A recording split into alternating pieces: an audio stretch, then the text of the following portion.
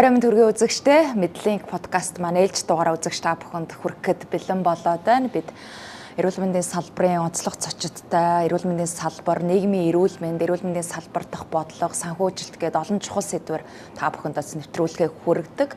Өнөөдөр бид их хүүхдийн эрүүл мэндийн үндэсний төвийн төлөөллийг бас нэвтрүүлэгтээ урьж оролцуулсан. За өдрийн минь төргий. Удахгүй гарч байгаа шинэ оны минь төргий. Оны отхон өдрүүдэд бас урьгдаж оролцож байна. Маш их баярлалаа. Тэгэхээр үзэгчтэй зочдоо танилцуулъя. Их хүүхдийн эрүүл мэндийн үндэсний төвийн захирал Утганбаатар захирал урагтаа ирсэн. За их хүүхдийн эрүүл мэндийн үндэсний төвийн хүүхдийн эмнэлэг зүйн хариуцсан дэд захирал хүүхдийн мэс заслын эмч Ганбаяр эмч Монгол Улсын гавьяат эмч. За их барих эмэгтэйчүүдийн эмнэлгийн эмнэлэг зүйн хариуцсан дэд захирал их барихын эмч Баттулга эмч. За тэгээд үйл ажиллагаа төлөвлөлт эрхэлсэн дэд захирал Ямсар эмч урагтаж оролцож байгаамаа. Таны хувьдээс өнгөрсөн нэг жилийн хугацаанд энэ том байгууллагын захирлаар ажиллалаа те. Ер нь яг ингээд харахад энэ эмнэлгийг цаашид те хөгжүүлэхэд дараагийн түвшинд аваачхад мөн ард иргэдтэй эрүүл мэндийн одоо мэдлэг боловсрал олгоход манлайл үзүүлэхэд юун дээр илүү анхаарч ажиллавал их зүгээр санагдсан. Яг энийг бүтэн жилийн ингээд туршлагыг ингээд эргээ сонсвол. За баярлалаа. Манай их хүүхдийн эрүүл мэндийн үндэсний төвд мэн одоо танил сулгааны алба гэдэг нэг сайхан алба байдаг. Энэ мэн болохоор Монгол Улсын хэмжээнд хүүхдийн хүчлэл эндэгдэл, их хүүхдийн эндэгдлийг бүртгэдэг. Өсвөр үеийн эндэгдэл, жирэмсээс хамгаалах арга хэрэгсэл гээд маш олон зүйл одоо шин төрсөн яраа одоо илрүүлгийг бүртгэдэг ийм сайхан алба байдаг. Энэ дээр бол Монгол Улсын 21 аймаг 9 дүүргээс одоо бид нэр дээр дата бааз бол бүрддэг. Энэ дата баазыг бид нэр бүрдүүлснийхаа үндсэн дээр за хэрэгжүүлэх одоо шийдвэр гаргах байгууллагуудад одоо зөвлөмжийг өгдөг. За 21 аймаг 9 дүүргөөр очиж бид нар өөрсдөө газар дээр нь зөвлөгөө өгдөг юм үндэсний төв байна. Энийгээрээ бид нар бас их давууч нартай байдаг юм аа. Тэгээ ер нь бол яг ямар хүчлэл эндэгдэл сүүлийн жилүүд ихсэж байгаа гэдэг дээр бид нар анхаарлыг бол хандуулдаг ийм онцлогтой байгаа. Энэ жилийн үед бол няран эрт үеийн эндэгдэл Монгол Улсын хэмжээнд бол ихссэн байгаа. Эхийн эндэгдэл ихссэн байгаа. Тэгэхээр бид нэр ирэх одоо ондоо няран эндэгдэл, их хүүхдийн эндэгдлийг бууруулах чиглэлээр бол ажлаа төлөвлөлөөд ажиллахаар болсон байгаа. Тэгэхээр мэдээж их хүүхдийн эрүүл мэнд гэхээр нэлээд том сэдв. Энэ дотор хүүхэд, эмэгтэйчүүд, за төрөх гээл ээжүүд гээл ялахаар нэлээд олон чухал асуудал яригдах байх. Тэгэхээр Баттулга захирлаас сухад ер нь бол яг эрх барих эмэгтэйчүүд талдаа тий танай эмнэлгийн хувьд энэ жил бас ямар ололт амжилттай жил болов. За тэгээ яг түрүү Ганбаяр захирлын хэлж байгаа дээр одоо төрөх жага ээжүүд маань юун дээр анхаарах уу? За бас эхийн эндэгдлийн тохиолдлууд хэр байгаа нь энэ нь юунаас болж ийн гэд хоёулын энэ тал дээр бас ярилцъя. За манай эмнэлэг бол ер нь үндэсний хэмжээний одоо тусламж үйлчилгээ үзүүлдэг төв байгаа. Энэтэй холбоотойгоор хөдөө орон нутаг, за нийслэлийн амарч газрууд, за дүүргийн эмнэлгүүдээс энэ жирэмслэлтэй холбоотой ялангуяа энэ жирэмсний явцтай холбоотой өндөрсөн хүмүүсүүд дийлэгтэй шилжиж ирж тусламж үйлчилгээ авдаг. За бид нар бол ер нь эмэгтэйчүүд эрүүл байж эрүүл хүүхэд төрнө л гэж ярьдаг. Одоо сүүлийн бүр эрүүл гэр бүлээс эрүүл хүүхэд гэж яриад байна шүү дээ. Одоо бол эрүүл гэр бүлээс эрүүл хүүхэд. За бид нар гол анхаарах юм юу гэдэг вөхөр эхлээд өөрөө ээж маань эмэгтэй маань эрүүл байх. За нөгөө талаараа бид нар нийгэм биологийн хүчин зүйл гэж авч үздэг. Жишээлбэл өсвөр насны хүүхдүүд жирэмслэх юм бол ямар эрсдэлтэй 35-аас дээш насны одоо эмэгтэй маань олон дахин жирэмсэлсэн, олон дахин төрсөн хүмүүсүүд маань жирэмслэх юм бол ямар эрсдэлтэй. За хавсарсан эмгэг буюу суур эмгэг, жишээлбэл илэгний тодорхой хэмжээний архаг өрөвсөлтэй, хатууралтай хүмүүсүүд жирэмслэх юм бол ямар эрсдэлтэй байх. Энэ бие эрэхтэнд ирж байгаа 4-5 дахин нэмэгдэж байгаа энэ ачаал ямар байх вэ? Бөөрийн дутагдaltaй гэдэг юм уу, архаг дутагдaltaй, диализд ордог хүмүүс маань ямар байх юм? Жишээлбэл сүүлийн үед бол дийлэгтэй эргэтэн шилжүүлсэн хүмүүсүүд төрж гэн бас манай дээр давтан төрсөн илэг шилжүүлэн суулгаад хоёр дахь төрж байгаа тохиолдол байна. Бөөр шилжүүлэн суулгасан энэ жил төрлөө. Ингээд аваад үзэх юм бол дэвшилттэй буюу эрсдэлтэй энэ хүмүүсүүдийг төрүүлж байгаа, гүйцэд тээлэгж байгаагийн хувьд бол бас бид нар агцтай явж байна гэж үзэхээр байна. Хамгийн гол анхаарах ёстой бидний гол үндсэн одоо үзүүлэлт байдаг эхийн эндэгдэл, эхийн ноцтой хүндрэл. За энэ маань энэ жил одоо эхийн эндэгдэл маань өмнөх жилийнхтэй харьцуулбал өссөн. За За төрөлтийн тоо бууж байгаа болохоор хувьлаад аваад үзэх юм бол хувь нь бол бас өнгөрсөн жилийнхаас 12 пунктээр нэмэгдсэн байна. За ноцтой хүндрлийн тохиолдол бидний бас нэг үзүүлэлт ноцтой хүндрлийн тохиолдол бол өмнөх жилээс 20 тохиолдлоор буутсан. За энэтэйгээ харьцуулах юм бол харьцангуй одоо төрөлт бууж байгаатай холбоотой улсын хэмжээнд ерөнхийдөө ноцтой хүндрлийн тоо жил ирэх тусам сүүлийн 3 жилийн үзүүлэлтийг аваад ирвэл бууж байгаа үзүүлэлт байна. Энэ ноцтой хүндрэл бол амь нас тэнцсэн үе тусламж үйлчилгээ авч одоо амь аврагдсан үеийн тусламж үйлчилгээ гэж үздэг. За тэгэхээр манай үндэсний төв маань их барих эмэгтэйчүүдийн яг эмнэлгийн хувьд бол эхийн эндэгдэлгүй ноцтой хүндрэл 50 тохиолдлыг 11 сарын байдлаар бол эмчилчээд байна. Энэ маань одоо юутайгаар харьцуулбал улсын хэмжээнд харьцуулах юм бол бараг л 45% нь манай дээр ноцтой хүндрэлийг эмчилчээд байна гэж авч үзэхээр байна. За жишээлбэл одоо хөдөө орон нутгаас 3-аас 4 тохиолдол манай дээр хүндэрж ирээд сар гаруй эмчлэгдээд амь нас аврагдаад 4-өөс 5 дахин ингээ хагалгаа ороод ингээд амь нас аврагдсан тохиолдлууд байдаг. За нөгөө талаараа бидний бас нэг анхаарал хандуулахаар юм бол төрөлхийн хөгжлийн гажиг энэ жил бас нэлээд бүртгэгдсэн. Энэ тодорхой хэмжээгээр юутай холбоотой гэхээр суур эрүүл мэндтэй холбоотой. За нөгөө талаар бидний одоо онцлох чадамж сайжирсантай холбоотой энэ үйл ажиллагааг бас нэг талаас харахад энэ сайн тал гэж үзнэ. Төрөлт бол буураад байна. Гэхдээ гарч байгаа хүндрэлүүд маань улам нэмэгдээд байна гэж харлаа. Тэгэхээр энэ нь нөгөө нэг суур одоо төрөх насны ээжүүдээ маань эрүүл мэндийн байдалд нөлөөлж гин үү? Энэ яг шалтгаанууд нь яг юу байгаад байна? Бидний өөрсдөө хандж байгаа эрүүл мэндийн боловсрол жоохон сул байна уу да гэж харагдахаар байна. Бас энэ нөгөө нөлөөлж байгаа хүчин зүйлийг ингээд аваад үзвэл нэгд бидний энэ агаарын бохирдолч гэдэг юм уу, хоол хүнсний аюулгүй байдалч гэдэг юм уу, одоо амьдралын хэв маяг бас өөрчлөгдөд байна. Хөдөлгөөн багтаа байх гэдэг юм уу. Энэ маань тодорхой хэмжээгээр эрүүл мэндэд сөргөөр нөлөөлж байна. Ялангуяа энэ одоо жирэмсэн үеийн бидний хөдөлгөөн багтаагаар үүсэж байгаа жирэмсэн үеийн чихрийн шижин бол бас нэлээх онцлогддог, том хөөхд төрдөг. Тэр маань тодорхой хэмжээний төрөлтийн үйл ажиллагаа болон жирэмслэлтийн явцыг хөндрүүлэх, хүнд хөөхд гарах, амьсгалын дутагдaltaй гэдэг юм амьсгалын хямралтай хөөхд гарах, амьсгал одоо тодорхой хэмжээгээр энэ үйл ажиллагаанд өөрчлөлт орж байна гэж үзэхээр байна. Тэгэхээр бидний энэ жирэмсний онцлог бол ерөөсөө л энэ хувь хүний эрүүл мэнд ямар байгаагийн суур үзүүлэлт болж гарч ирдэг. Ялангуяа амин чухал эрхтнүүдийн жишээлбэл элгэнд ирэх одоо шүүгдэх тусны хэмжээ маань 4-өөс 5 дахин нэмэгдэх, бөөрөөр мөн ижил зүрхэнд ирж байгаа ачаал 4 дахин нэмэгдэх, хамгийн дээд зэгтээ бол 34-35 7 хоногт энэ маань дээд зэгтээ өрөөд докторчдаг ийм тохиолдлууд байна. Тэгэхээр энэтэй холбоотойгоор эмэгтэй хүний гол анхаарах ёстой юм жирэмсэн үед энэ эргэтэн системийн суур өөрчлөлтүүд байна уугүй. Жирэмсэн үед энэ хүн маань даах уугүй юу гэдэг бас нэг нарийн мэрэгжлийн бусад нарийн мэрэгжлийн эмч нартай хамтарч үзэх, тодруулах, цааш жирэмслэлтийг тээх уугүй юу гэдгийг одоо нарийн мэрэгжлийн эмч нар сууж байгаад бас ярьдаг ийм тохиолдлууд бас байдаг. Гамбар цаглаас ер нь бол хүүхдийн өвчлөл яг сүүлийн үед ингээд биднэрт сонсогдож байгаа нь ер нь нэмэгдээд байгаа юу? Эсвэл ингээд нэг хотчлолтоо шалтгаалаад за ингээд хувь хүний эрүүл мэндийн ээж аав эрүүл мэндээс шалтгаалаад хүүхдийн өвчлөлүүд ер нь нэмэгдэж гин үү? Шинэ өвчлөлүүд хэр гарч ийн? Таны хувьд бол яг бас нөгөө клиник дээр ажилладаг хүн шүү дээ. Тэгэхээр энэ талаар бас мэдээлэл өгвөл. Тийм, ер нь бол яг хүүхдийн өвчлөлийн хувьд нөгөө хүүхдийн дотрын хүүхдийн мэс заслын гэж хоёр байгаа. Тэгээд өвчлөлийн хувьд бол тэгж нэмэгдээд байгаа юм бол байхгүй. За. Нэг төвшөнд бол байгаа гэж ойлгож байна. Тэгээ манай төвийн нэг онцлог байгаа. Тэр яг мэс заслын тоон, хэвтийн эмчилгээгчдийн тоон нэмэгдээд байгаатай уялдуулаад өвчлөлийн тоон нэмэгдээд байна уу гэж бол бодож болохгүй. Ягаад гэвэл сая түрүү их барих эмэгтэйчүүдийн эмнэлэг шалгаагүй, хүүхдийн эмнэлэг шалгаагүй бүхэл одоо улс их орон даяар хүнд ноцтой тийм хэцүү хүнд ийм тохиолдлууд наашаа ирж байгаа учраас жилийн жил энэ статистик тоо баримт өсөж байгаа мэт харагдаад байгаа. За. Тэрнээс иш улс их орон даяар ингээд нэмэгдээд байгаа юм бол биш. Манай төвийн нэг тийм онцлог ба. Түрүү ярьсан ягаад их барих эмэгтэйчүүд хүүхдийн эмнэлэг тэгээд ингээд төлөвлөлт тэгээд ингээд нэг юм төв үндэсний төв байгаад байна вэхээр энэ чинь нэг юм хоёр юм цикл ба. Эхний цикл нь юу гэхээр жирэмсэн болчоод манад ирлээ шүү дээ. Тэгээ манай хоод их хөрх эмэгтэйчүүдийн эмнэлгийн их хөргийн анагаах ухааны багаар орлоо.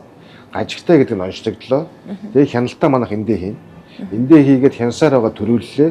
Төрөөд гараад ирэнгуут нь манай няраа тусламж үйлчлэгээ зогцоороо байж байна. Тэгэнгუთ дээрэс нь месалтын тусламж үйлчлэгээ байж байна. Ингээд хүүхдээ дотрын бусад нарийн мэрэгжлийн хвшлэгтээ үзүүлээд эдгэрүүлээд спонсорын хяналтандаа гаргадаг нэг юм бүтц. Нөгөө талд нь ямар бүтц вэ нөхөр нөгөө эрүүл ээжийг, нөгөө эрүүл аавыг, бүр нөгөө үр тогтохгүй байгаа гэр бүлийг үр тогтоох тийм ээ.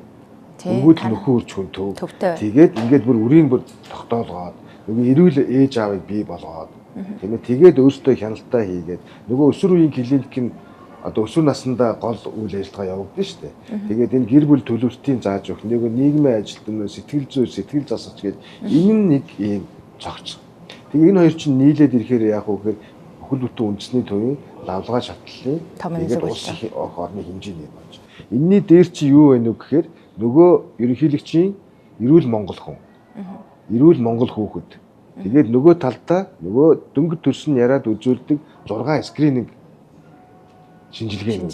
Тэгээ нөгөө талдаа нөгөө насанд суурилсан, сургуульд суурилсан гэдэг маш олон ийм урьдчилан сэргийлэх эрт илрүүлгийн ийм хөтөлбөрүүд манад явж байгаа шүү дээ Монгол улс чинь. Маш их үр дүнтэй 21 аймаг 9 дүүрэгт явж байгаа.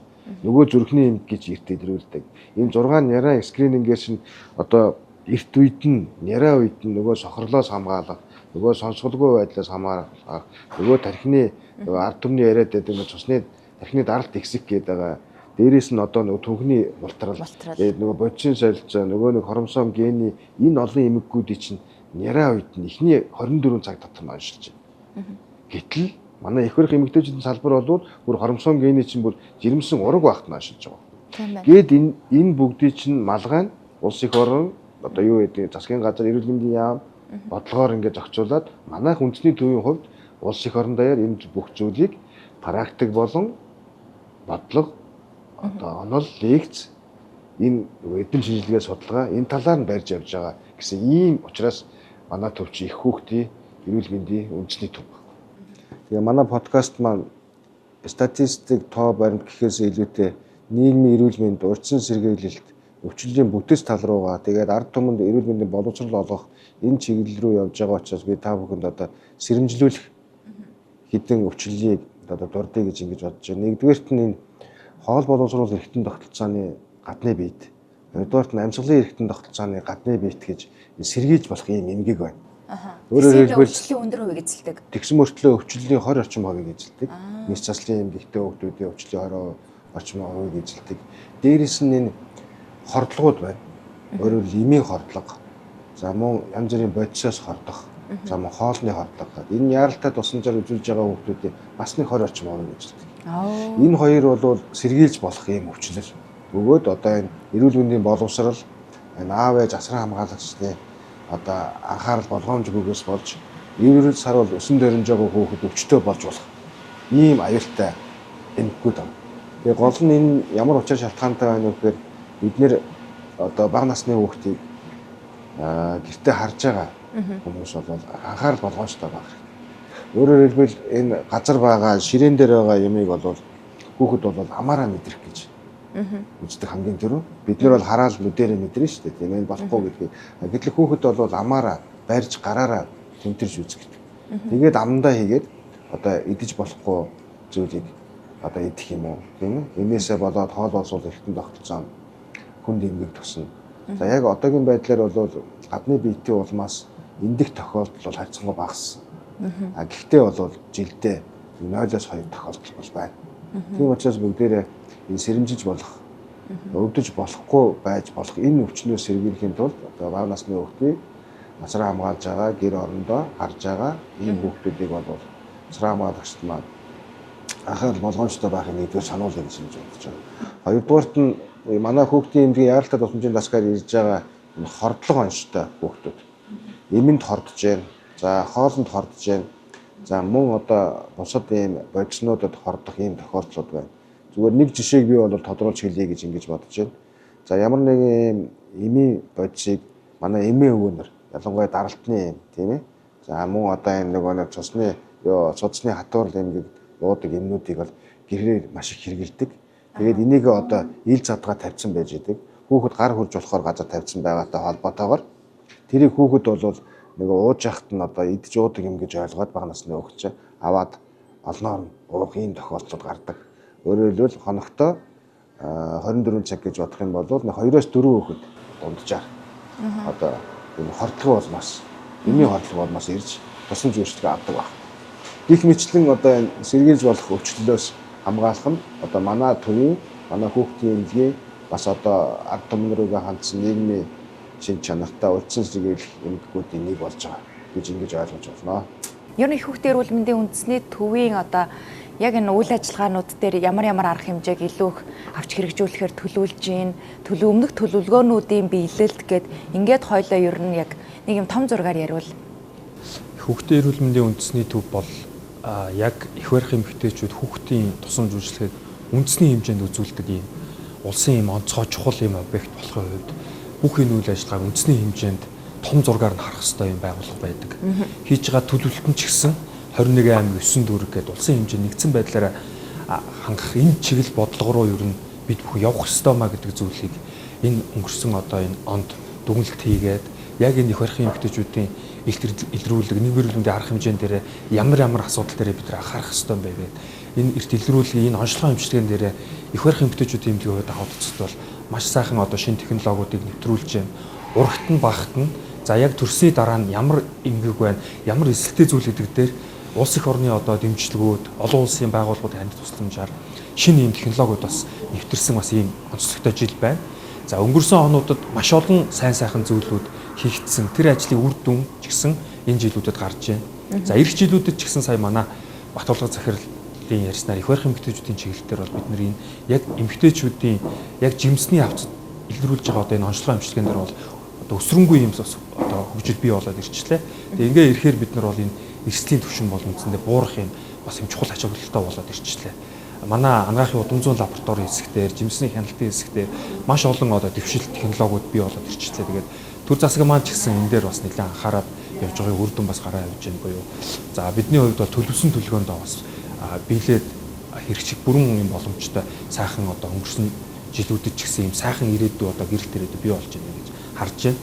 За хүүхдийн тусламж үйлчилгээний хувьд ч гэсэн ер нь бол сая энэ онд Монгол улсад одоо яг энэ лавлгаа шатлалын хүүхдийн тусламж үйлчилгээнд үзүүлдэг хүүхдийн зөвлөх поликлиникийн барилга ашиглалтанд ороод ингэснээр манай тусламж үйлчилгээ үзүүлдэг яг амбулатороор ирж байгаа тухайн шаардлагатай тусламж үйлчилгээ авж байгаа яаралтай сумжаар ирж байгаа тусламж үйлчилгээ авдаг зай талбай жишээлбэл 8 дахин том болсон 8329 м квадрат том одоо орчин үеийн одоо технологид нийцсэн зөвлөх поликлиникийн барилга баригдсанаар бид нар тэр талбай том талбай болоод ирчихээр тэндээ тусламж үйлчилгээ өргөжүүлэх кабинетийн тоо хэмжээг нэмэх гэдэг маш одоо ийм сайхан эерэг ийм үйл ажиллагааг хийх ийм боломжтой ийм одоо жил болж өнгөрлөө.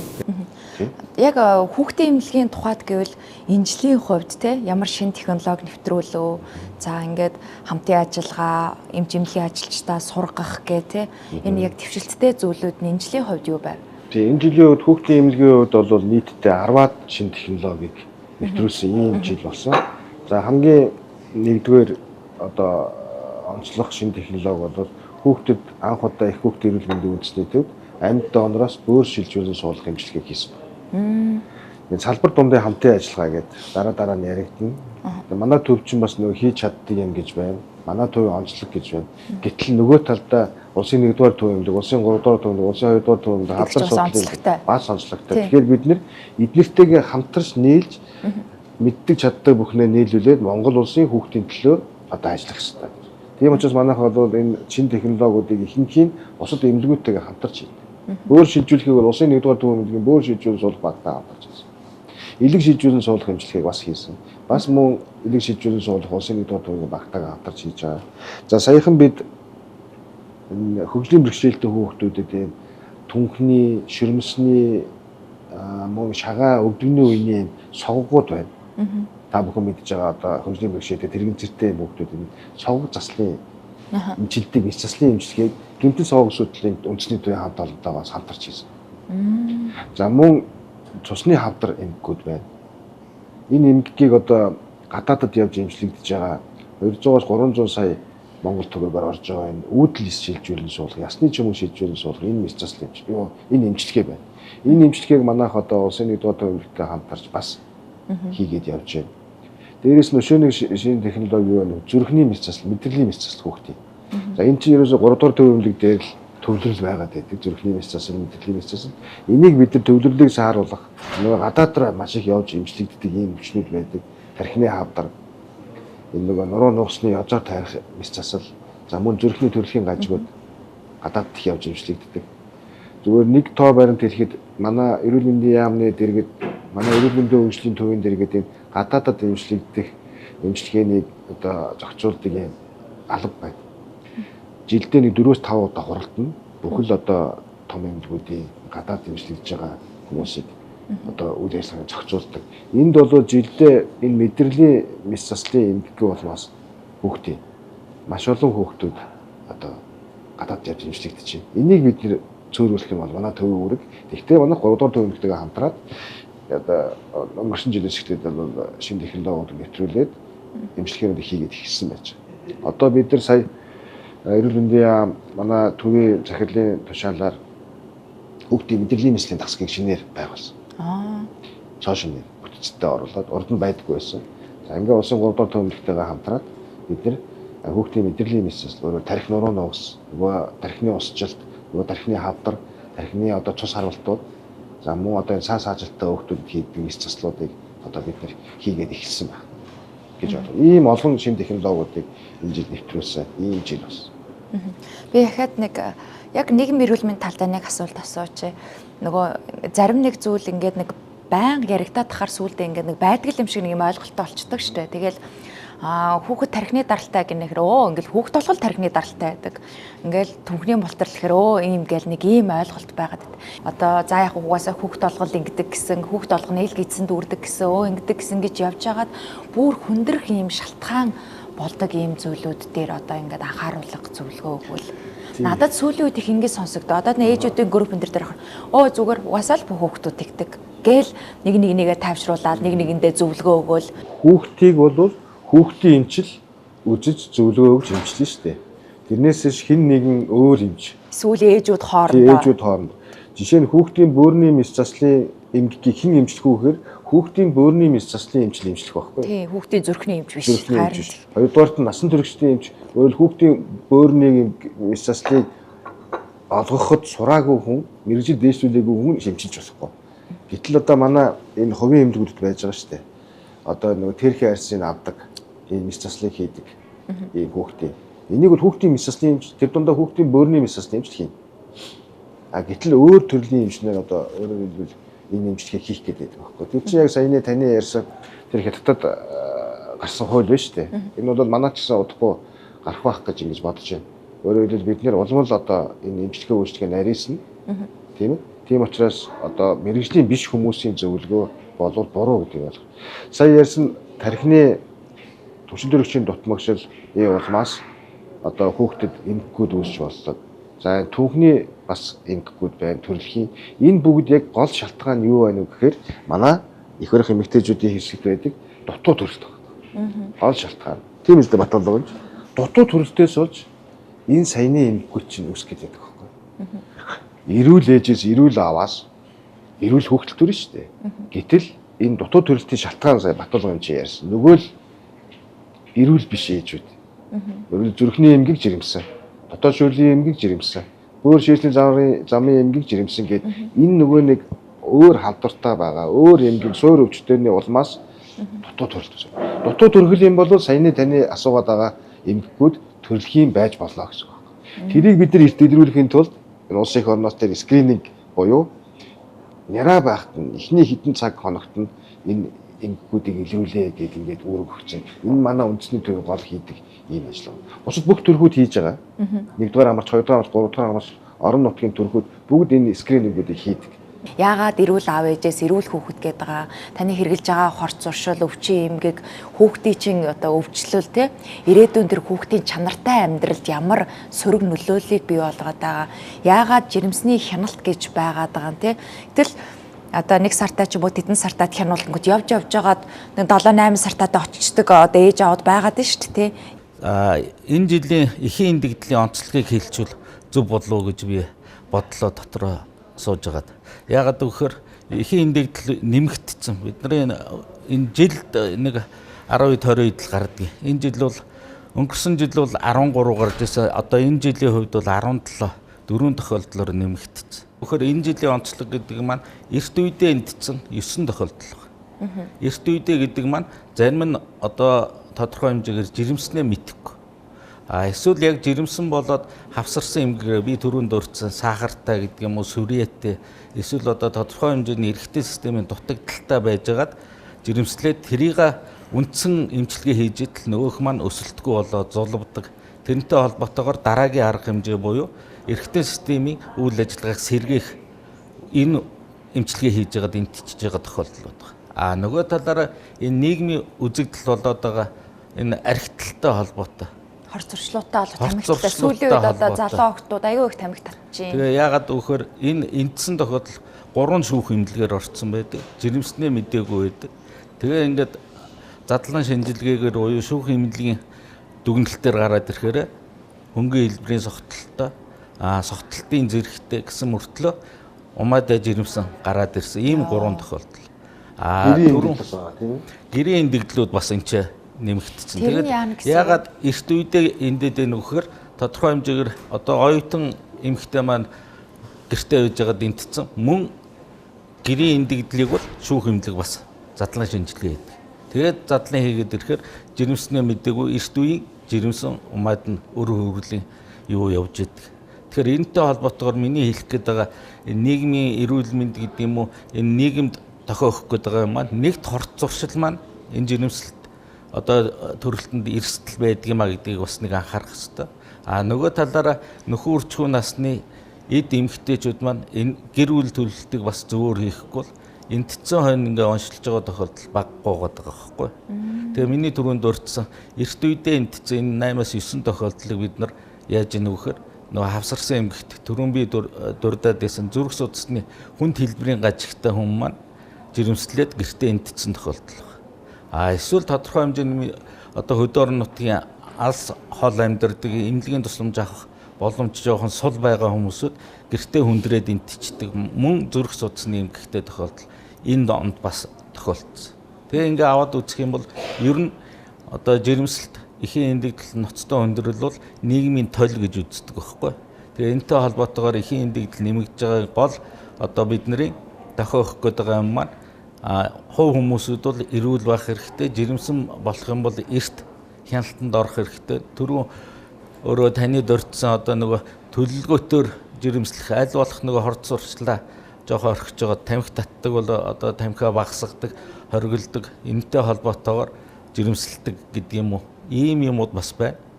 Дийлэнх хүмүүсүүд маань энэ эрүүл мэндийн боловсрол сул байгаатай холбоотой жирэмснээ мэдэхгүй эсвэл одоо хүндэрснээ мэдэхгүй байжгаад хожуу эмнэлгийн тусламж авж байгаа юм тохиолдол байна. Ялангуяа манай энэ жирэмслэлтэй холбоотой асуудал үүсэж байгаатай холбоотой түрүүн манай Ганбаяр захирал ярьлаа. Ерөнхийлөгчийн санаачилсан Эрүүл Монгол хөдөлгөөн гэж байгаа. Яг манай жирэмслэлтэй холбоотой энэ жил хийгдсэн юм юу вэ нөхөр бүлгийн хяналт, жирэмсний бүлгийн хяналт гэдэг манай хөдөө орон нутаг болон энэ нийслэлүүдээр хяналт хийж байгаа одоо их баригч нарын сургалт сурагч байх шиг бэлдсэн. Манай төвөөс бол 4 аймаг 3 одоо дүүргүүдээр явж тодорхой хэмжээгээр энэ сургалтыг явууллаа. Энэ маань юу байх вэ гэхээр яг л нийгмийн эрүүл мэнд талдаа энэ жирэмсний онцлог хүндрэлүүд цаг хугацаатай холбоотойгоор энгийн хүмүүстэйгээ ярилцаж сууж иж одоо зөвлөгөөгөө өгдөг. Түрүүн та дурдлаа. Нөгөө би хэтэрхий мэрэгжлийн юугаар яриад ирэхээр ойлгомжгүй юм шиг ойлгож байгаа боловч энгийн хүмүүсүүд дундаа суулгачаад өөрсдөр нь яриулж одоо тэр асуудлыг тодруулдаг. Нөгөө талаараа ижил хугацаатай байгаа жирэмснийг ингээд цуглуулад 5-8 хүний бүлэгтээ ярилцлага хийлэгдэг.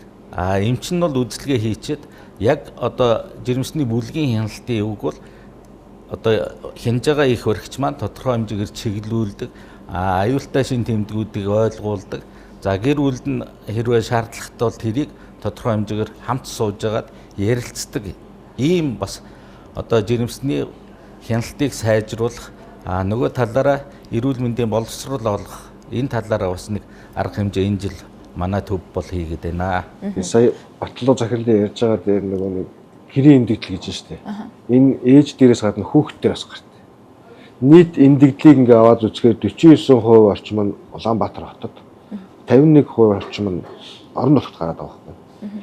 Тэгээд хүүхэд дээр ээж дээр гэртээ энднэ гэдэг бол энэ 21 дугаар зуунд бол байж болшгүй. Шалтгаан нь юу вэ? Тэг эн чинь гол нь нөгөө нэг одоо ингээд яг юмны яг ингээд үнд суурь нь юу вэ гэхээр 10 жил саяхнаас орж эхэлсэн эрүүл мэндийн хичээл болж эхэлж байна. Яг одоо суурь нь хундаа мөн. Эндээс эхлээл бид нар зөв эрүүл мэндийн боловсролтой болоод ингээд өсөж дэвжээл саяны бид бүгдийн яриад байгаа юм болох хэрэгтэй байна. Ерөөсөө суурь нь юм гэж байна. Тэр суурь нөгөө ээжийн эрүүл мэндтэй л холбогдож байна уу? Ерөөсөө л тэгж байна. Тэгээ саяны яриад байгаа жирэмсний хяналт, тэгээд урьдчилан сэргийлэлт одоо бүх үйл.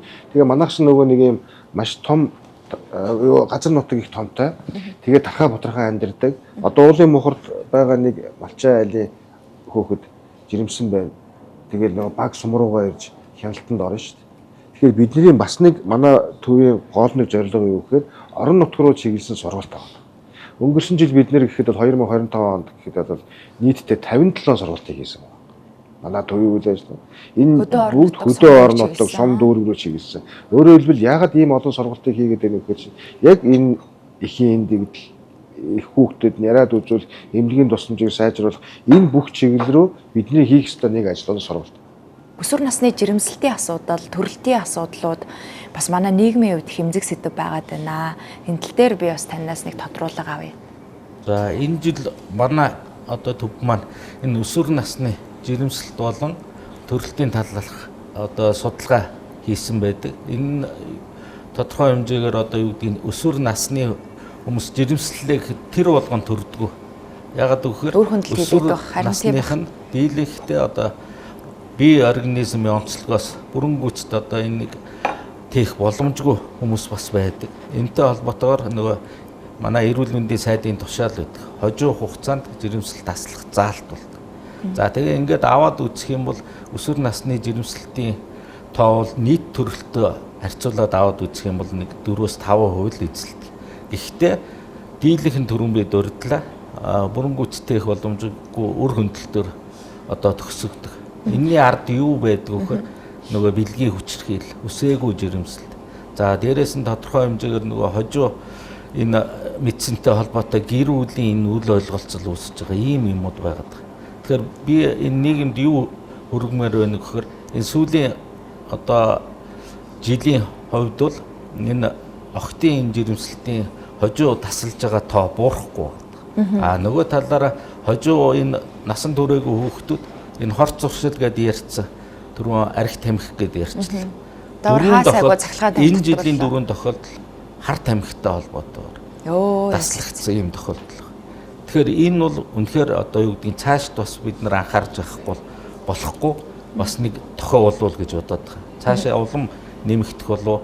Ялангуяа одоо 19 нас хүрээгүй одоо дөрвөн тохиолдол байгаа болохоор арга гэртэйгээ орж ирж энэ хурлаар орж бас нэг тэр юу бол далд байдаг гэр бүлийн сэтгэл зүйн дарамт болон одоо гэр бүл дотор үйл ойлголцол үүсгэж байгаа юм энэ бас байна. Тэгэхээр би одоо юу гэдгийг энэ урд жилүүдэд ерөөс ингэж тохиолдож байгааг болохоор энэ жил дөрвөн тохиолдол ингэ гарцсан болохоор бас нийгэмд энийг эртгэн үргээд бас нэг эцэгчүүд анхааралтай байх тийм бас нэг анхаарч явахгүй одоо юу гэдгийг арх тамхи хэрэглэдэгтэй адилхан шууд хараад оншилчих боломжгүй эсвэл мэдчих боломжгүй байдаг болохоор энэ гэр бүлүүд аав ээжүүд энэ хүүхдүүдэд яг өсвөр насны хүүхдүүдэд энэ юу хийгээд байна ямар хүнтэй одоо нөхөрлөөд байна гэдгээ бас нэг анхаарах нь зүг болов уу гэж харагдаад байна. Өсөн төрнж байгаа одоо бие зогссон байна те. Төрөлтөнд бэлтгэх хугацаа гэж байгаа те. Насан турш гэдэг нь 18-наас үржиж тэгээд ер нь бол яхаа дунджаар нэг 20 гаруй наснда төрүүлэх уг нь бол зүгээр байдаг. Ихтэл дөнгөж одоо сүүлийн жирэмслэлтүүд маань одоо биений мэрэгдэгээс холбоотой их жирэмслээд байгаа. Тийм байгаа учраас одоо энэ эргээд хүүхдүүд маань одоо энэ үедээ одоо гадны болон янз бүрийн шалтгаанаар жирэмслсэн тохиолдолд бид нэр бол одоо жирэмслэлийг бол шийдвэрлэхээс өөр аргагүй. Шийдвэрлсэний дараа тухайн хүүхдэд маань ирээдүйд их хор нөлөөтэй юм байна. За тухайлбал өргөдөлтөй болох маш их өндөр магадлал байдаг. За тухайлбал хүүхдэд маань за бэлгийн замын янз бүрийн хүчингүүд бол тусдаг. Гих жишээтэй тэрнээс болоод наалт зуусдаг. Наалтаас болоод өргөдөлтөй болдог гэдэг ингээд яриад байгаа бол их хар бараан одоо дүр зураг бол их харагддаг учраас одоо ингээд тэгээд энэ мэдээллийг бас эцэг эхчүүдэд нь илүү бас хүргэж бас ойлголттой болох. Тэр нь нэмээд хэлчих юм бол одоо энэ зөвхөн эрүүл мэндийн яам эмнэлгийн асуудал бол биш байгаа. Энэ бол боловсролын яамтай хамтраад салбар дундаа тий ингэж хамтарч бид нар ажиллаж ээж энэ асуудлыг шийднэ гэж үзэж байгаа. Тэр чиглэлдээ манайх эх жил бол ус ажил төлөвлөд явж байгаа. Ер нь их хүүхдийн эрүүл мэндийн үндэсний төв бол саяны энэ 2025 он болох дээр технологийн эрс шинжилгээний жил гэж бол хэлэх нь бас зүйтэй байх гэж бодож байна. Яагаад гэвэл их хүүхдийн эрүүл мэндийн үндэсний төв дээр за ургийн хоромсоомын гажиг 99% онцлох юм өндөр мэдрэг чадвартай одоо нефтийн аппарат гэдэг энэ аппараттай бол болсон байгаа. Эрүүл мэндийн яамны санхүүжилтээр 1.8 тэрбум төгрөгийн хөрөнгө оруулалтаар ийм аппарат болсон. Энэ аппаратыг бий болсноор за энэ гадагшаа одоо тухайлбал одоо Япон руу, Америк руу хүмүүс иргэд мэн $1000, $1500 явуулдаг энэ шинжилгээг манайх их хүүхдийн эрүүл мэндийн үндэсний төвдөр хийх боломж нь бол улсын эмнэлгүүдээс хамгийн анхных нь тохиолдол бол манай төвийн хувьд бол ийм ураг үйд нь онцлогооны юм хийж чадах ийм бүрэн чадамжтай болсон ийм сайхан жил байгаа. Ураг үйд нь хэрвээ онцлоод хэрвээ ямар нэгэн ургийн гажиг гэдэг нь өөрөө амьдрал нийцэх болон үл нийцэх гэсэн хоёр юм гажиг байдаг. Түрүүн гамбар захлын хэлдгээр амьдрал нийцэх гажигийг жирэмслийн тээлтийн хугацааг нь үргэлжлүүлдэг. Амьдралд үл нийцэх гажигийг жирэмслэлтийн асуудлыг шийддэг ийм тохиолдол байгаа. Мөн хоёрдугаарт нь болох төр за төрсний дараа онцлогооны асуудал яригдана. Тэгэхээр бол няраа эрт үед хэрвээ хүн бүтэлтэй няраа төрөх юм бол алтан стандарт эмчилгээ гэж байдаг. Энэ нь бол тарих хөргөх эмчилгээний арга байдаг. Энэ аргыг бол бид нар энэ жил одоо нутагшуулж одоо хэрэгжүүлж эхэлсэн байгаа. Энэ жилийн хувьд бол мөн азот теслээр эмчлэх уушгины гипертенз үед азот теслээр эмчлэх ийм эмчилгээний хоёр арга нэвтэрсэн учраас дөнгөж төрсөн яраад бол янз бүрийн одоо амьдралын чанарыг сайжруулах ийм эмчилгээний арга бол энэ жилийн хувьд нэвтэрсэн. Ийм яраан эмчилгээний асуудал дээр шин дэвшил гарсан ийм жил байгаа. За мөн дээр нь хамгийн сүүлд нь хэлэхэд бол дөнгөж төрсөн яраад болон одоо за бид нар бол янз бүрээр онцлогдох боломжгүй байдаг ийм оншуудыг бол бид нар лифт одоо тандемас гэдэг илрүүлгийн аппараттай болсон байгаа бодисын солилцооны эмгэгийг илрүүлдэг юм аппарат. Энийг болохоор нэгдсэн үндэсний байгууллагын хүүхдийн сан болон за хандивлагч одоо 27 компани Монгол улсын үндэсний компаниуд нийлээд их хүүхдийн эрүүл мэндийн салбарт бол одоо хөрөнгө оруулсан байгаа.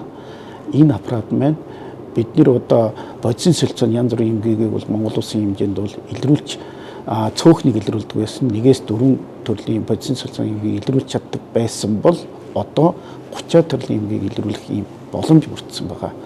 За түрүүн бид нар хийсэн манай их хүүхдийн эрүүл мэндийн үндэсний төв дээр одоо ирэх онд ямар ч төлөвлөж байна гэх юм бол хэрвээ ургийн гажиг илэрх юм бол урагд янз бүрийн эмгээг илэрх юм бол бид нэр ургийн мэслэг гэдэг юмыг ирэх онд бол хийхээр одоо бэлтгэл ажил бол 70-80% бэлтгэл ажилдаа явж байна. Одоо ирэх онд бид нэр Японы эрдэмтэд болон Америкийн эрдэмтдтэй хамтраад ургийн мэслэгийг бол их хүүхдийн эрүүл мэндийн үндэсний төвдөр хийхээр бол болсон байгаа. Энэ нь бол жирэмсний 16-аас 32 хоног дээр эмгээг илэрсэн тохиолдолд урагдаа мэслийн эмчилгээг нь хийгээд жирэмсний тээлтийг нь өргөжлүүлээд гүйцэтгэлэх ийм боломж одоо их хүүхдийн эрүүл мэндийн үндэсний төвдөр бүрдэж байна гэсэн ийм ойлголт байна.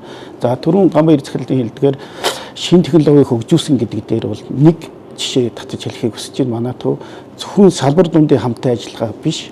Манайх бол энэ жилийн хувьд онцлогтой нь бол 2 тасаг нийлээд одоо Монгол улсад бол анх удаа за дэлхийд бол их цөөхөн хийгддэг юм байлээ. Бидний дунд чихний төрөлхийн хөгжлийн гажиг гэдэг ийм хаалгааг бол хийсэн байна. Гажигтай хөгжлөө. За энэ төрөлхийн хөгжлийн гажиг маань дунд чихний төрөлхийн хөгжлийн гажиг маань за дэлхийд бол нэг талдаа гэхээр 3-5% нийт төрөлтөнд. За хоёр талдаа гэдэг нь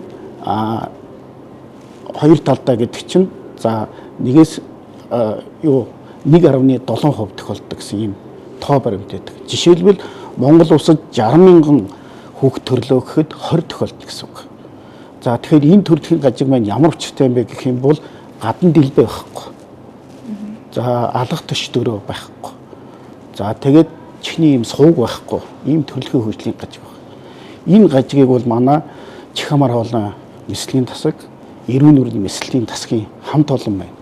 Нэг үе шаттайгаар 12 цагийн турш хийсэн байна. Энэ мэсэл бол гадаад орнд гэх чинь $150,000 хийгддэг ийм мэслийг манай хоёр засгийн хамт олон байна. За мэслийн мэдээлэл хаалганы нэгдсэн засагтайгаа хамтраад ингээд бид нэр 12 цагийн турш хийсэн. Одоо бид нар энэ хамт олноор бас барахаас сууж байна.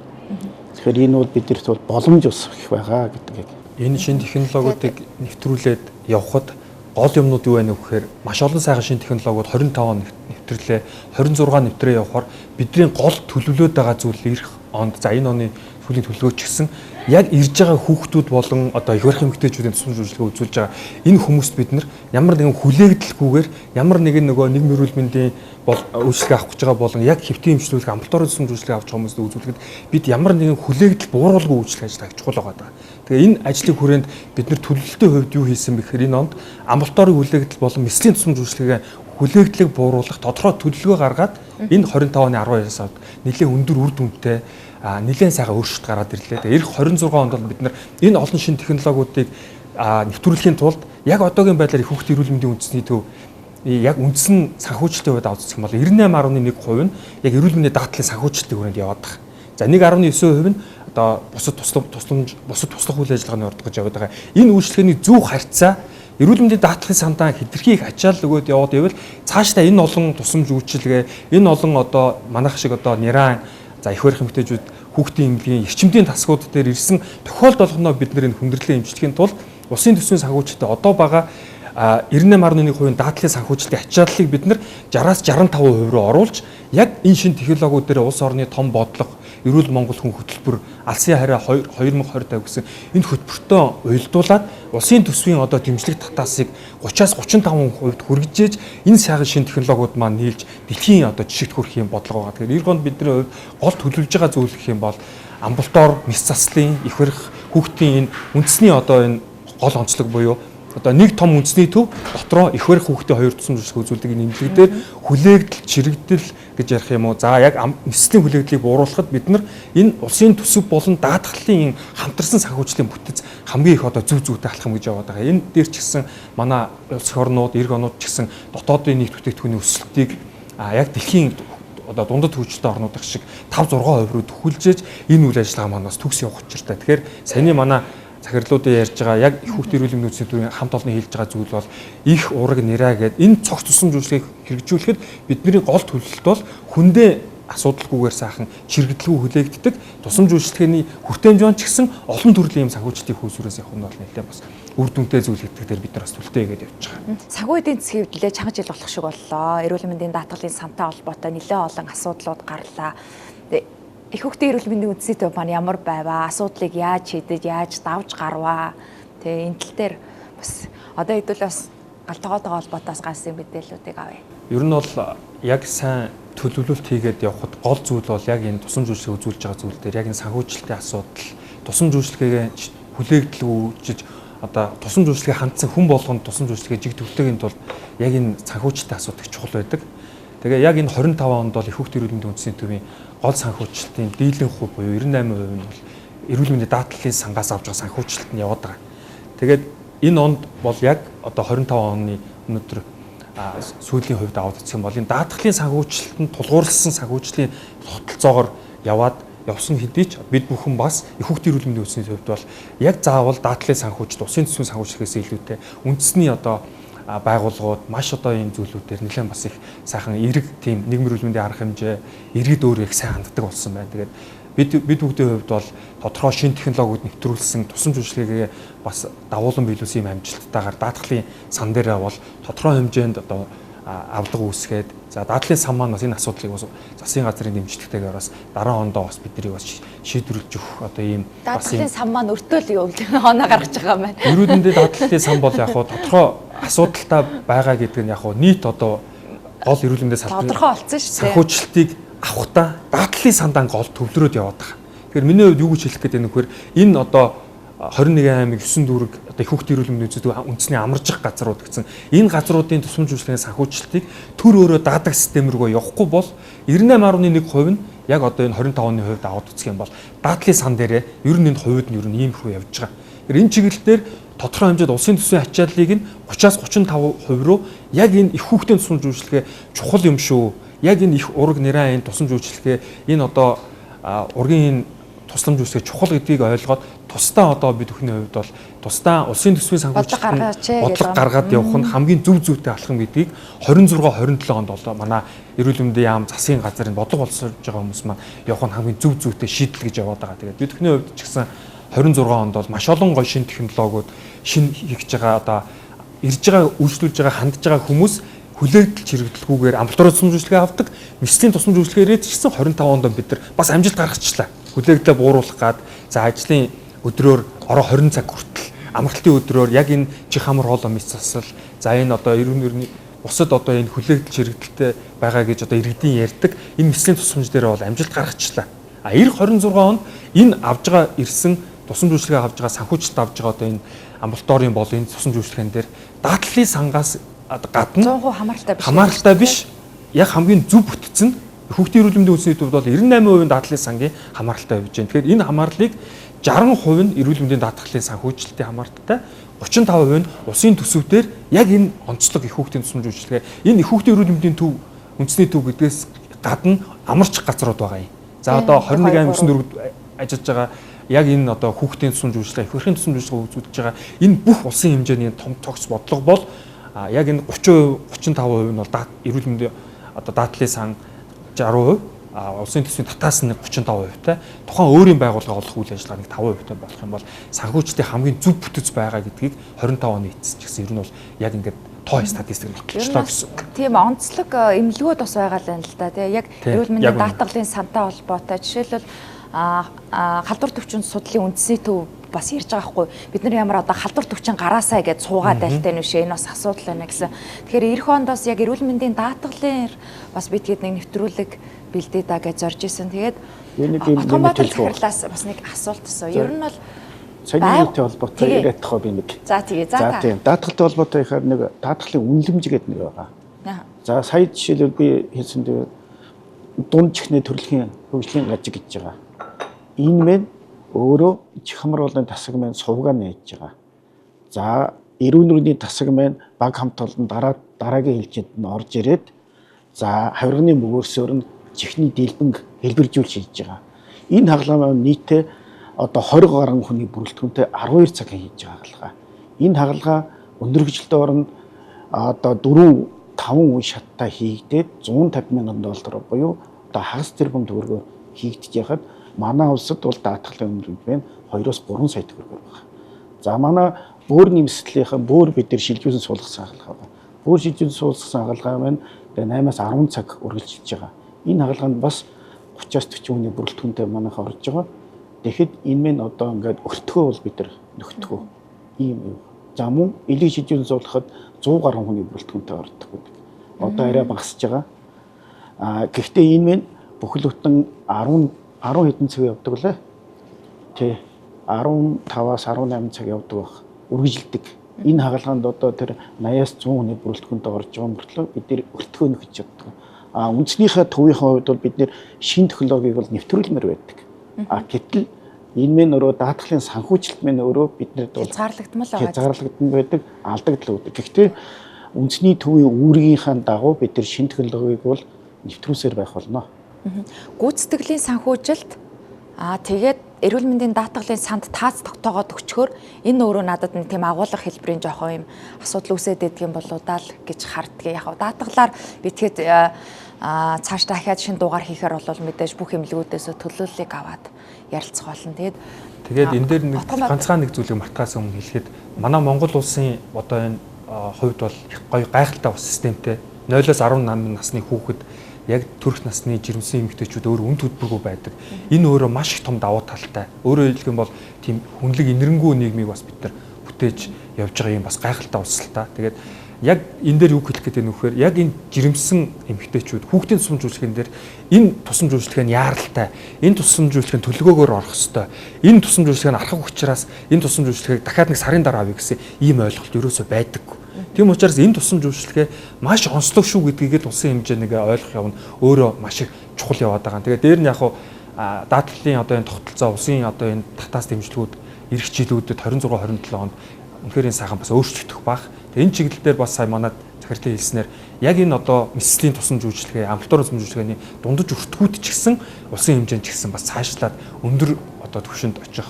Хүндээ одоо төгс одоо юм үйлчлэгээ явах. Тэг чиглэл рүүгээ хандах нь өөрөө бидний одоо хүүхдийн эрүүл мэндийн үндэсний төв бусад одоо улсын хэмжээнд байж байгаа их барихын тусламж үйлчлэг, хүүхдийн тусламж үйлчлэгээний бас нэг гол чиглэл болоод байгаа гэдгийг бас энд хэлэх. Бямсран дарагтаа бас санал нийлж байна. Ер нь бол манай эрүүл мэндийн салбар бол айгүй инэрэнгүү тогтолцоотой шүү дээ. Тэгээд ер нь бол улсын эмнэлэгтээ очиод бас эрүүл мэндийн даатгалдаа тийм ч мөнгө төлдөггүй. Гэхдээ очиод үнгөө эмчилгээ тусламжаа авчдаг.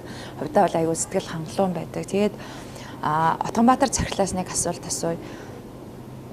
Эрүүл мэндийн салбарт хүний нөөцийн асуудал айгүй жоохон хэцүү байгаа юм шиг санагддаг. Тэгэхээр танай эмнэлгийн тухайд бас ямар байдгийг бол ямар ч байсан 2025 онд бол нөгөө жагсхан жагсаад үзэл бодлоо илэрхийлэх нь илэрхийлээд одоо 2026-ны 1 сард эхний 15 болоо 20% цалингийн нэмэгдэл 40%, 30%.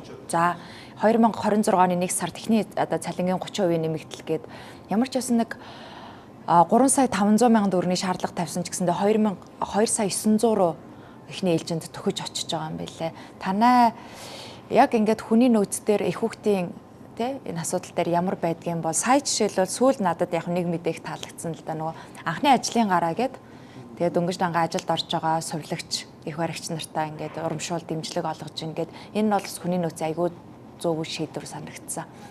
Манай үндэсний төвийн бас 2025 онд бид нэр бас нөгөө хүний нөөцийг бүрдүүлэх тал дээр бас нэлээд бодлого баримталж хийгдлээ.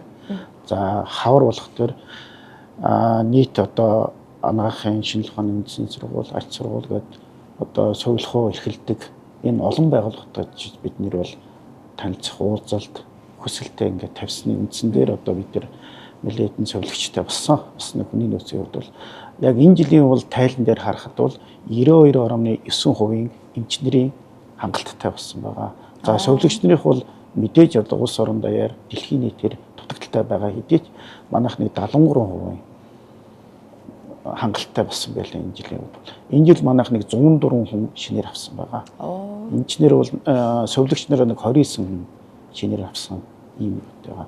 Нийтдээ манай хүний нөөцийн хангалт маань нэг 83%-тай болсон юм байгаа. Тэгээ хүний нөөцийн тогтвортой байдал, хүний нөөцийн хангамж гэдэг бас удирдлагын багийн айгуу зөв шийдвэрийг бас харуулдаг. Тэгээд Ганбаяр захирлаас үргэлжлүүлээд асуухад ер нь таны хувьд ингээд мэс заслын эмчээр хүүхдийн мэс заслын эмчээр их олон жил ингэж салбартаа яг клиник дээр ажилласан. Ер нь бусад ингээд эмнэлгийн эмч нар, мэс заслын эмч нар тэ харьцуулахад одоо нөгөө хүүхдтэй харьцсан хүүхдийн мэс заслын эмч байна гэдэг өөрөө ямар утгатай тийм зүйл юм бэ? Тэгээ энийг олон сэтгүүл сурвалжлагч нар асуудаг асуулттай. Надад тийг санагддаг байхгүй том хүнтэй ажиллах, хүүхдтэй ажиллах хоёр ч их өөр. Илүү нөгөө стоныг ээжийн сэтгэлээр, аавын сэтгэлээр гэдэг шиг дээрэс нь бас жоохон хямраах байхаа, жоохон хүүхдүүд өвдөд очсон байгаа харахад хүртэл хэцүү байдаг шин. Эхний хариулт нь бол хүүхэд бол жижигрүүлсэн том хүн биш гэж ингэж хариулж байгаа. Яадгүй гэхээр түрүүний бас нөгөө асуулттай уялдаатай. Чи айгүй онцлог юм. Яригчлаа байхгүй. Тийм ч олон хүн байдгүй шүү дээ. Яг хүүхдийн мэс засал дээр. Тэгээд хэцүү юу? Ингэж ойлгож ирээсээ болдгоо. Хүмүүс ингэж ойлгоод байдیں۔ Ингээл том хүн тэгэл нэг жижигэрсэн тэгж л ойлгоод байдаг байхгүй. Тэгэхээр шинчин bod өөрөө нөгөө бие мах бодийн хувь, өөрөө нөгөө нэг оюун ухаан сэтгцийн хувь Дээрээс нь хүүхэд гэдэг чинь хүүхдийн ард талд байгаа ээж аав, эмээ өвөө, ах эгч гээд ингээд өөрөөр хэлбэл одоо насан турш нэг хүнийг эмчлэх юм бол бас ялгаагүй мэт боловч яг энэний ард тал чи ийм олон эмчлэх ёстой. Яг одоо хутга мэсэн тэр хүүхдэд хүрж байгаа эмчилж байгаа мэт боловч сэтгэл зүйн бол ардаа ийм. Одоо та бүхэн мэдэн шүү хүүхэд өглөө гэвэл тэгэл аав ээж айгуул эмээ өвөө ингээд тавуулаа эмчилж очиж шүү. Тийм. Эдгээс ахуулаад ийм өвөрмөц ийм ойлголт. Өөрөөр хэлбэл эмчилгээ нь тэр хүүхдийнхээ нас бие килограмм одоо юу байдаг өндөр нам энэ бүх юм тохирсон өөр байдаг гэж байна. Нэг хэвийн биш гэсэн. Тийм байна. Тэгэхээр бол мэрэгчлэн өөрөө онцлог их өвөрмөц гоё дээрээс нь насан туршдаас бол эрс ялгаатай тухайн хүүхдийн бие махбод онцлог тохирсон ийм эмчилгээ үйлчилгээ явуулдаг ийм өвөрмөц мэрэгжил юм аа гэж ингэж л ойлгох. Одоо тэг хүүхдийн мэс заслын эмчийн ийм л хүн байх хэрэгтэй байна да гэд одоо тэгээд араасаа эмчнэр маань өөрсдөө олон шавнар төрүүлээл тэгэл ер нь эрүүл мэндийн салбарч нөө багш гэдэг ойлголт их чухал. Эмчийн тангарган дээр ингэж хэлдэг. Эмч бие, эмчийн ёс зүйн гэдэг. 4-5 тэрээс ингээггүй шүү дээ. Эмч бие эрдэм мэдлэг сайтай байна ч гэдэг юм уу. Одоо англи хятад хэлтэй байна ч гэдэг юм уу тийм ээ. Эмч бие ийм бэр чадaltaй доктор магистр байна гэж хэлийг байгаач. Эмч бие эмчийн ёс зүйн гэдэг энэ 4-5 дахь өгүүлбэр л чухал. Үг. Ёс зүйтэй байх юм бол та маш сайн хүүхдийн мэдлэг эмч болж чадна. Ёс зүйтэй байх юм бол та маш сайн зөвлөгч, маш сайн их баригч, маш сайн эмчл болж эмнэлгийн ажилтан болж чадна гэсэн. Тийм учраас ерөөс нэг номер бол энэ тангарган дээр ч юм байж байгаа. Яавал та сайн эмч болох юм гэвэл та ёс зүй сайтай байх юм бол сайн эмч болно. Тийм учраас одоо бүхэл мэрэгжилтээр байгаа шүү дээ. Таны сэтгүүл зүйн ёс зүй ч гэж бас байж байгаа. Бидний эмчийн ёс зүй тэр дундаа ингээд хүүхдийн эмчийн ёс зүй гэдэг байгаа. Тийм учраас сая одоо манай эрүүл мэндийн яамнаас энэ эмнэлгүүдийн бүтцийг чинээр өөрчилж батлахдаа ёс зүй салбар хороог маш дээш нь авчид тавьж гисэн байгаа шүү дээ. Манай эрүүл мэндийн яам дээр хүртэл эрүүл мэндийн ажилтны ёс зүй гэж ийм бүр том байгууллага байна. Эмнэлэг бүр дээр ёс зүйн салбар хороо, дэд хороонууд. Өөрөөр хэлбэл одоо ёс зүйг хичнээн сайн мэс заслал хийдэг ган баяр байгаад ёс зүй муу авах юм бол сайн биш болно л гэсэн үг. Харин та ёс зүй сайтай мэдлэг мэрэгжил таархан байж болно шүү дээ. Тэгин чи явандаа сурчих байхгүй. Заадгаа сурчихна. Тийм ээ. Тийм учраас эхний ээж нь ерөөсөө ямар хүн сайн хүн болох вэ? Ямар хүн сайн эмч болох вэ гэхээр ёс зүй сайтай эмч сайн эмч болно гэсэн. Гамбар захирлын хэлсэн дээр хэлэх гэсэн эмнэлгийгээ за нөгөө багшийн шүүлэг байдаг шүү дээ. Хүүгч угсан эхэргөөний эзэд гэдэг. Жинхэнэ хүүгч угсан эхэргөөний эзэд манай их хүүхд эрүүл мэндийн эзэд орчин байт юм аа. Гэтэ хүүхэд гэдэг бол аюу хөөрхөн шүү дээ нэтэмтэй. Тэднийх бол одоо жишээлбэл хагалгаанд насанд хүрсэн хүн хагалгаанд орох юм бол айцтай ордог. Хүүхэд бол хагалгаанд орохдоо төрхөн зур одоо жоох айдас байгаад инээгээд ордог. Тэгэхээр хүүхдийн ертөнц бол гайхамшигтай ертөнц байдаг. Дараад нь хурдан идэгэрдэг, инээгээ таниагаад хурдамгүй үүдэг, хүүхдийн орчин, энерги сайтай ийм гоё орчин байт юм аа гэдэг. За манай их барих эмэгтэйчүүдийн эмч бол нэг онцлогтой хэд. Нэгдүгээрт нь хүнээ их барьж явдаг. За эхо хардаг, оншилдог, мэссэл хагалгаа хийдэг. Ийм хосолсон юм мэрэгжил байгаа. Маш их онцлогтой. Ийм сайхан мэрэгжил байдаг. Энэ мэрэгчлэр бол 30 жил ажиллаж байна. Тэгэхээр энэ мэрэгчлэр бол үнэхээр их барих эмэгтэйчүүдийн эмч гэдэг нь хүний хороод ирж байгаа тэр шин бяцхан үрийг алгаа тусаж хүлээж авдаг ийм хамгийн сайхан мэрэгжил. Мэрэгжил сайхан л та. Гэхдээ их барих эмэгтэйчүүдийн эмч гэдэг бол хамгийн сайхан мэрэгжил. Энэ мэрэгчлэр бахархаж манай их барих эмэгтэйчүүд чинь нөгөө нэг дахиад ирээрэй гэдэг имлэг байхгүй юу? Тийм. Бусад эмнэлгөө чинь битэн ирээрэй явуулдаг шүү дээ. Яг бахархалтай холбоотой зүйлийг ярихад ер нь бол энэ хамгийн энэ анагаахын салбарт ажиллаж байгаа хүмүүс, эмч, сувилагч, за тоног төхөөрөмжийн инженер, яг энэ одоо энэ эмнэлгийн мэрэгчлэн гэж бид нэр ярьдаг да. Лаборатори, эм зүгээ бүгд ордог. Энэ чиглэлийн мэрэгчлийг сонгоно гэдэг өөрөө хамгийн бахархал гэж боддог. За дээр нэмэгдээд манай одоо их хүүхдийн эрүүл мэндийн салбар, энэ салбарт ажиллаж байгаа хүмүүстээр нэг зүйлийг бас энд ярихгүй байхын арга байхгүй байдаг. Яг энэ мэс заслын тусам зөвшөөрлөгөө үзүүлээд энэ тусам зөвшөөрлөгөө үзүүлдэг дэмжих баг гэж байдаг. Лабораторийн баг тусдаа яг энэ одоо мэслийн багт орцсон явж байгаа.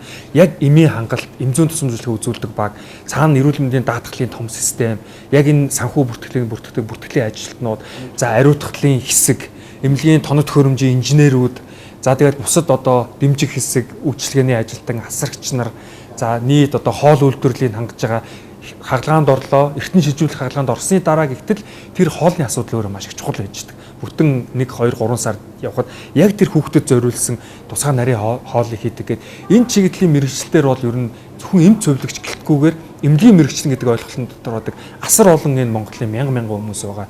Тэр хүмүүс ч гэсэн бас бидний хувьд энэ салбараар ажилладаг бас их гайхалтай сайхан бас бахархал байдаг. Тэгээд энэ бүх зүйл дээр бол эмнэлгийн манай иргэд маань ойлгохдоо яг энэ эмч цовлогч бусад энэ одоо тусламж үйлчилгээний гадна яг эмнэлгийн тусламж үйлчилгээ үзүүлдэг, дэмжих үйлчилгээ үзүүлдэг маш одоо олон 10 мэрэгжлийн хүмүүс явж одоо манай эрүүл мэндийн салбарын 50-60 мянган албаа гэж явдаг. Тэгээд энэ зүйлийг үзүүлдэг дээрээ тэр одоо эмнэлэгт байж байгаа бүх хүмүүс бас их бахархдаг. Манай их хүүхдийн эрүүл мэндийн үндэсний төвч гэсэн ажиллаж байгаа 1000 гаруй ажилтнууд яг энэ гоё сэтгэлээр ингэ ажилдаг бас их гайхалтай сайхан бас мэрэгчлээ байдаг гэдгийг бас хэлэхэд таатай.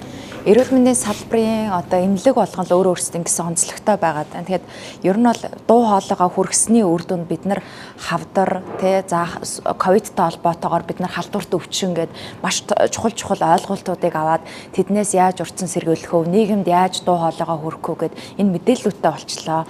Тэгэхээр надад бол яг их хүүхдийн эрүүл мэнд гэхээр тий төрөх эмнэлэг гэдэг утгаараа ч юм уу яг нөгөө ажаргалтай л тийм үйл явц гэдэг утгаараа хүлээж авахаас биш бид нар ард нь байгаа тэр чухал асуудлуудыг тэгээд эн чин өөрөө хүүхдийн хөгжлөлч гэсэнд ирээдүйн тэр хүүхдийн чанартай амьдралд бас яаж чухал нөлөөлдөг үзүүлээд энд бас маш чухал асуудлуудыг бид нар нийгэмд бас эрхчлөлтүүд хүргэх ёстой байна гэдэг нэг тийм агуулгыг бас та бүхэндээ бас дамжуулаад хэлмээр санагдлаа. Тэгээд 2025 оны утгын өдрүүд тэгээд удахгүй бас нэг хэдхэн хоногийн дараа бас шинэ он гарах гэж байна. Тэгэхээр 2025 оны ололт амжилтыг түрүү битгэд дурдсан бол 2026 онд те энэ хүүхдийн эрүүл мэндийн үндэсний төв маань хаашаа юу руу зорж ийн ямар зүйл дээр анхаарах уу нийгэмд бас ямар дуу хоолойг хүргэмээр байна гэдгийг хүүхэд за их барих ерхий одоо эрүүл мэндийн хүүхдийнхаа төвийн үүднээс за тэгээ үйл ажиллагааны үүднээс бид нар ямар чиглэлийг анхаарч байгаа мэй гэд ингээд хэдүүл өнөөдрийнхээ ярилцлагыг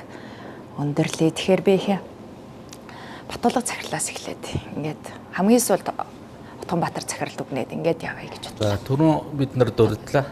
Энэ их хүүхдийн салбарт ялангуяа энэ жирэмсэл төрөлттэй холбоотойгоор бид нарын хийж байгаа олон төлөвлөсөн ажлууд байна. Ирэх жил энэ нургийн мэс засал буюу сая жирэмсэн үед нь одоо эрт үед нь ураг үед нь одоо гажгийн оншилж мэс заслаа хийгээд бүрэн гүйцэтгэх боломжийг бүрдүүлэх энэ өндөр зорилго тавьж ажиллаж байна. За нөгөө талаар энэ эрхтэн шилжүүлэхтэй холбоотой умаа шилжүүлэн суулгах бэлтгэл ажлууд бол хийгдээд явж байна. Нөгөө талаараа энэ жирэмсний асуудалтай холбоотой ялангуяа сая бид нар ярьлаа.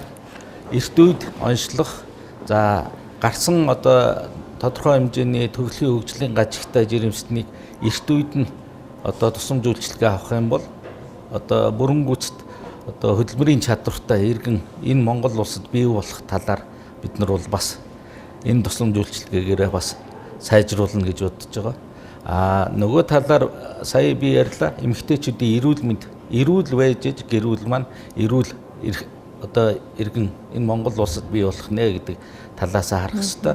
Эрүүл иргэн ямар чухал вэ гэдэг тийм. Тэгэхээр бид нар яах вэ гэхээр одоо эрүүл байж жирэмслэх ёстой, төлөвлөх ёстой. Төрөний таны асуугаад байсан нэгээс 2 жил байдаг юм эсвэл 3 сарын тодорхой хэмжээгээр харьцангуй эрүүл байхад 3 сарын бэлтгэл ажил хийж байгаа гэдэг юм уу, бэлтгэл эмчилгээ хийж байгаа жирэмслэх боломжийг бүрдүүлдэг. Нөгөө талаараа энэ жирэмсний хүндрэлийг эрт жирэмсний хяналтанд орох юм бол илрүүлэх боломж байна. Суур эмгээгийг одоо тодорхой хэмжээгээр эмчлээд цаашд одоо бүрэн гүйцэтгэх боломжийг бүрдүүлэх талаар бид нар харах хэрэгтэй.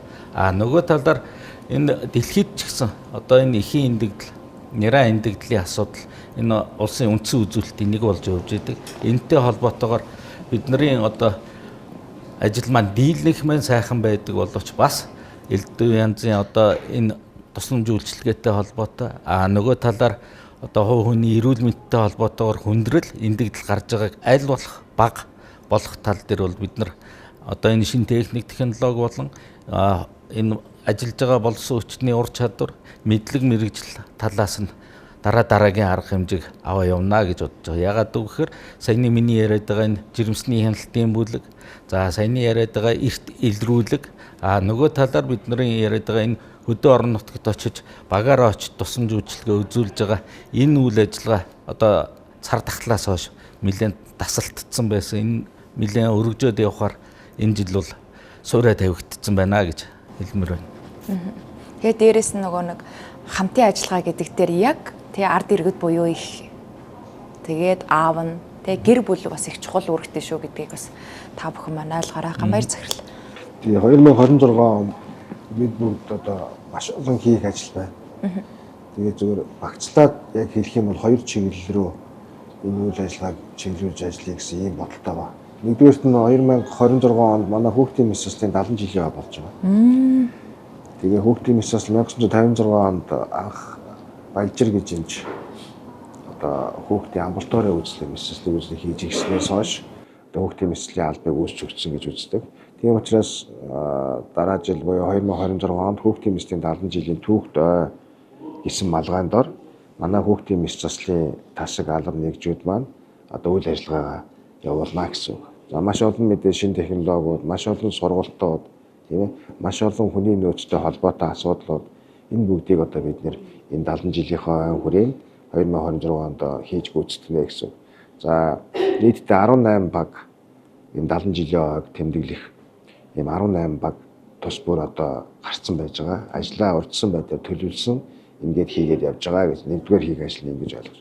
Хоёрдугаар хийх ажил нь бол бид нар олон улсын байгууллагуудын өмнө, за мөн засгийн газрын өмнө одоо алсын хараа 2050 тогтвортой өөрчлөлт зорилт гээд эрүүл мэндийн байгууллагууд авсан үүрэг амлалт байгаа. Өөрөөр хэлбэл бид нэр няраа эндэгдлийг, хүүхдийн эндэгдлийг, нялхсан эндэгдлийг, 5 хүртэлх насны хүүхдийн эндэгдлийг бууруулна л гэж. Энэ рүү чиглэсэн хоёр дахь том одоо бүлэг багц ажлыг 2026 онд хийн. Энэ нь бол няраа бүрт төгс тусламж гэсэн ийм урайтай ийм ажлыг явуулах юм байна. Өөрөөр хэлбэл энэ дотроо 4 хэсгээс бүрдэнэ. Энэ нэгдүгээрт нь халдвар хамгаалал, урьдчилан сэргийлэлтийн чиглэлээр, хоёрдугаарт нь хүний нөөцийн чадхыг сайжруулах чиглэлээр, гуравдугаарт нь гадаад дотоодын сургалтын чиглэлээр, дөрөвдүгээрт нь тоног төхөөрөмжийн хангалт. Бид нэр ингэж ээж өөрөөр хэлбэл 1 2 4 буюу 4 няраад 2 сувлагч 1 эмч гэсэн ийм одоо шатлалыг бий болгохын төлөө зорж ажилладаг.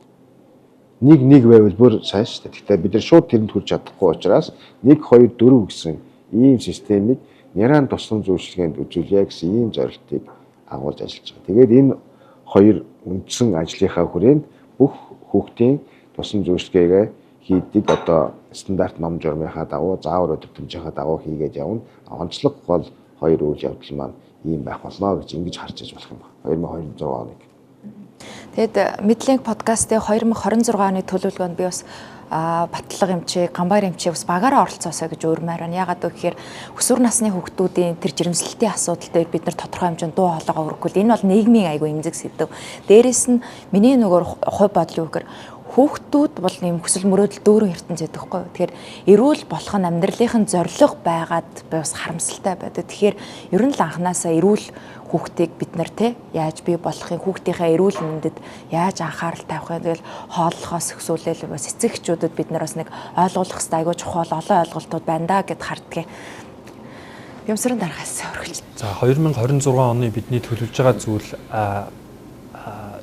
26 оны төлөвлөгөөн дээр гол зүйл бол яг эмнэлгийн тоног төхөөрөмж, яг одоо энэ тусламж үйлчилгээ үзүүлэхэд шаардлагатай одоо энэ мэс заслын тоног төхөөрөмжүүд, дүрс онцлогооны тоног төхөөрөмжүүд, за энэ иргэд ирээд эмнэлгийн тусламж үйлчилгээг хүлээгдэлгүй авах ийм чиглэлийг нөхцөлөх бүрдүүлсэн яг энэ тоног төхөөрөмжийн хангалтыг сайжруулах, улсын төсвийн их усүр, олон улсын байгууллагуудын их усүр, за тэгээд маш олон бидний хувьд танилцуулагч байгууллагууд их байгаа.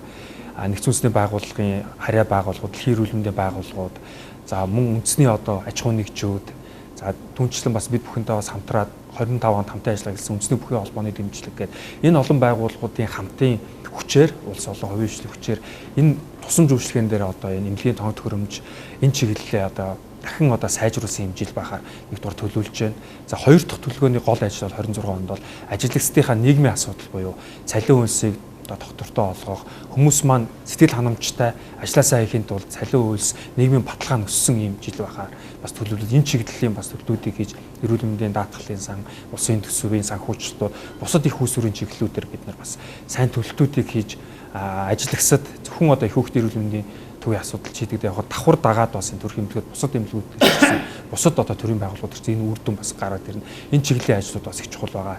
За дараагийн нэг гол чухал ажил юм бол бид бүхний одоо энэ хамтын ажиллагааг сайжруулсан яг одоо эмнэлэг дотор байгаа энэ үндэсний төвийн одоо дотор ажиллаж байгаа бүх алба нэгжүүд хамтдаа яг тэр их хүүхдийн эрүүл мэндийн төлөө хийхэд ямар зүйлтэй нэг зорилготой болох уу? Тэр зүйл маань одоо нэг иргэнд хамгийн одоо чанартай сүнжүүлэхэд хамгийн сайн үзүүлдэг ёс зүйг одоо дээдлсэн хамтын ажиллагааг сайжруулсан ийм чухал жил байхаар энэ гурван үндсэн одоо асуудлыг төлөвлөлөөд 26 онд бас бид нар төлөвлөгөө гаргаад за эх он руугаа бас ийм одоо эрг одоо ийм төсөөлөлтөй төлөвлөлөөд бид нар явж байна.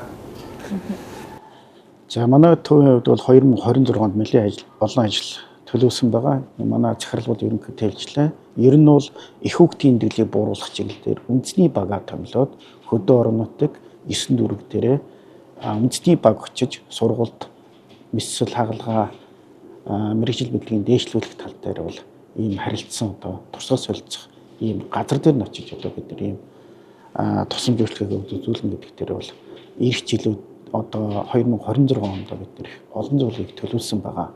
Энэ жилийн хувьд бид нар цөөхөн аймагт явсан байгаа. Ирэх жилийн хувьд бол бид нар бол бүх аймаг руу хурж үйлчлэх юм зорилго тавиад ажиллаж байгаа.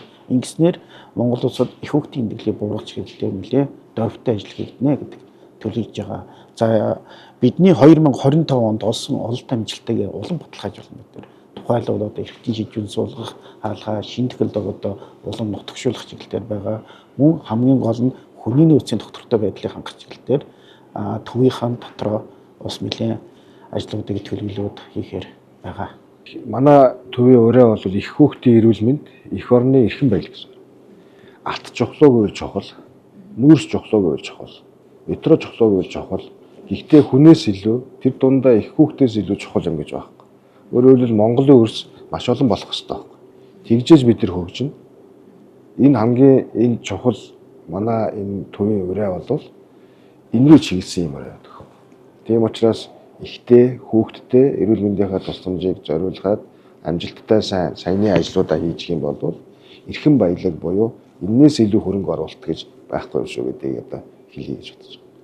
Саяхан бид нөгөө сэтгүүл зүйн салбарынхаа найзуудтай уулзаад ярьсан чинь нөгөө нэг чанартай иргэн шүү гэж нэг тийм өвгд сурсан байхгүй юу. Тэгээд би тэгэхэд тоглоод хүй наа чи яасан гоё юу те чанартай иргэн гэх. Тэгээ ялцчгүй эрүүл мэнд өөрөө нэг чанартай амьдралд чанартай иргэн байхад айгуу чухал үүрэгтэй юм байна гэдгийг би тэгэхэд бас тэр уулзалтынхаа өөр ярилцчихсэн. Тэгээд өнөөдрийн урилгыг хүлээж авсанд маш их баярлалаа. Бид нар альва нэгэн өвчлийг л яриад байна уу гэхээс одоо яг үндсэн нь юу юм те эрүүл гэр бүлээс эрүүл хүүхэд, хүүхдийн эрүүл мэнд гэдэг энэ асуудлыг бас өнөөдөр дэлгэж хамтдаа ярилцсандаа маш их баяртай. Тэгээ урилга хүлээж авсан зочдтой маш их баярлалаа. Медлинк подкаст шинэхэн дугаараа үзэгч та бүхэндээ хүргэлээ. Өнөөдөр бид их хүүхдийн эрүүл мэндийн үндэсний төвийн хамт олонны төлөөллийг уран оролцуулж оны нотхоо өдрүүдэд та бүхэнтэйгээ ярилцлаа. Дараагийн нэвтрүүлгээр эргээд олцгаая.